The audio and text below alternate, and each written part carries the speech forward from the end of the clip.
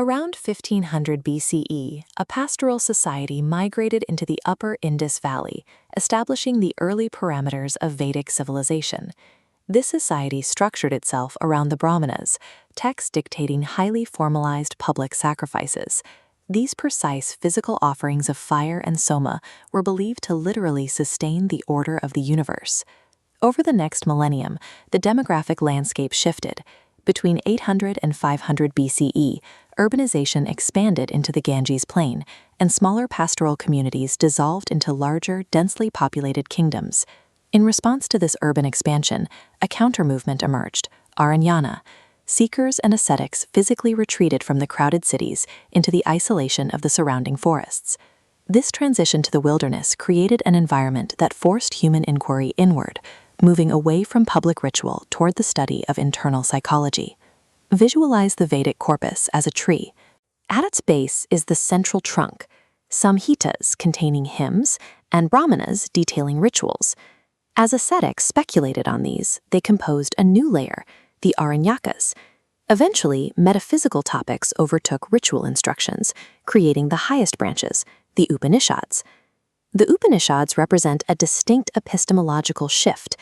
The literal, physical fire sacrifice of the city was mapped inward. Ascetics began to view their own breath, their own consciousness, and the self as the ultimate site of sacrifice. These forest hermitages functioned as rigorous pedagogical academies. Without writing a single physical text, they built the systematic foundation for Indian philosophy. The operating unit of this education was the Gurukula, the teacher's household. During the brahmacharya stage, a student committed from 12 to 36 years to live in absolute celibacy, studying alongside their teacher deep in the forest. This presents an immediate logistical problem. Early Vedic culture viewed the physical act of writing as a polluting activity. How did they store and transmit a massive corpus of complex metaphysics without degradation over time? The solution was to turn the students themselves into human hard drives, utilizing a highly technical dual-layered system of oral memorization. The first layer is the Samhita Pata. The student memorizes a continuous flow of recitation where Sanskrit words blend together. But they also mastered the Padapata. Here, the continuous flow is analytically broken down into isolated word-for-word units. By actively cross-referencing the continuous flow against the isolated word blocks, the students created an auditory error-correcting code. A mistake in one recitation pattern would instantly clash with the other. This dual-layered oral architecture explains why the nuances of Upanishadic thought survived with total phonetic fidelity for over 3,000 years. The pedagogical culture within these academies was intensely dialectical.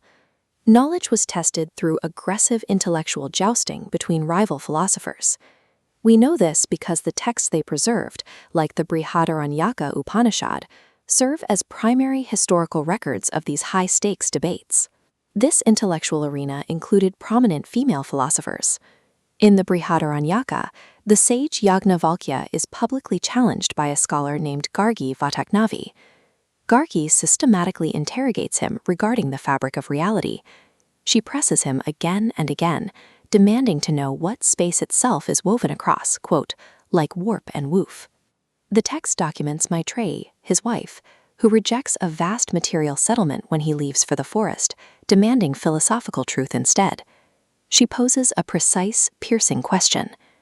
What should I do with that by which I do not become immortal? The tenets of Indian philosophy were forged directly in the crucible of these rigorous, inclusive interrogations.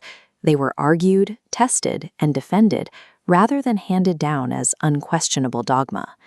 We can observe the exact mechanics of this pedagogical method in the Chandogya Upanishad, which details a step-by-step derivation of the self.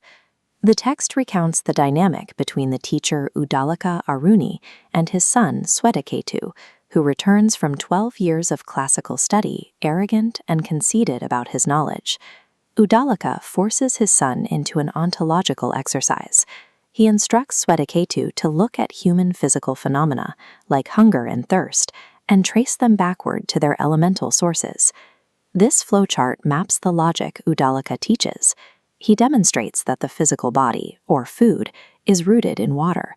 Water is rooted in heat, and heat is ultimately rooted in pure being. Once this chain of causality is established for the physical universe, Uddalaka abruptly shifts the focus inward, pointing directly at Svetaketu's own consciousness. He delivers the ultimate conclusion of his teaching, Tat Twam Asi, that art thou. The subtle essence that forms the root of the entire universe is the exact same essence as the individual. The curriculum of the Forest Academy aimed at one specific outcome, dismantling the illusion of separation between the observer and the observed universe. Ultimately, these academies functioned as active laboratories of consciousness.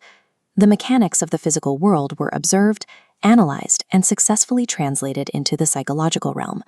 The defining breakthrough achieved by this system was the realization that Brahman, the objective reality of the cosmos, and Atman, the subjective self, are entirely identical. For those seeking ultimate liberation, this realization rendered the physical sacrifices of the older Brahmanas obsolete. Through the guru-shishya relationship and relentless debate, these ascetics transformed the Vedic tradition from physical sacrifice into a sophisticated inquiry into the self. Returning to the Vedic Corbus diagram, a profound tension remains. Older ritual texts and newer philosophical texts are bound in the same canon. Brahmanas demand strict worldly ritual for cosmic order, while Upanishads demand renouncing action for spiritual liberation. Orthodox Indian tradition accepts this entire tree as Shruti, infallible, sacred revelation. How can a civilization reconcile two completely opposing worldviews within its most sacred texts? The answer lies in a complex philosophical division of reality into higher knowledge and lower knowledge. The Upanishads didn't discard the rituals of the past, they repositioned them, creating a hierarchy of knowledge that would structure Indian philosophy for centuries.